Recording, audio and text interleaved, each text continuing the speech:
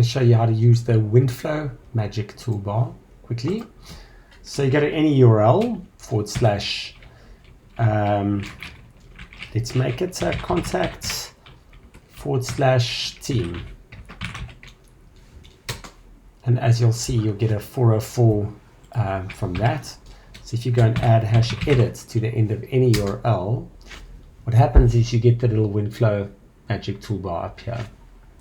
So what we can do in this case is we can go and remove the 404, which is great, and we can use the little add button to add a component of our own.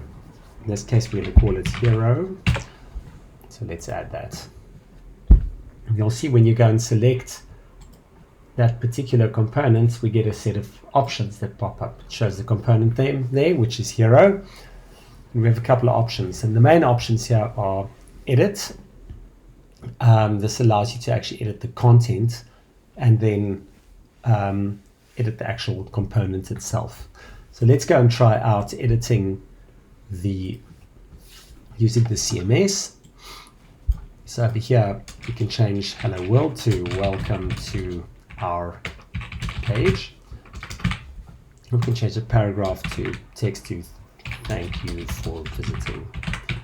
So this is a very nice thing to have your clients come in and edit, and the fields are customizable. You can easily customize them from the components editing tab. Visiting. Cool.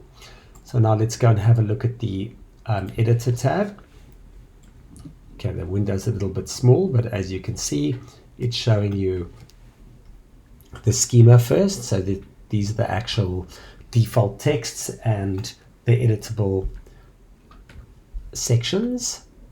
So you can change these to make them whatever fields you want to build a little CMS page, and you can also go and change the actual content here. So let's just go and decide that in this case we'd actually like the text heading to be a nice red.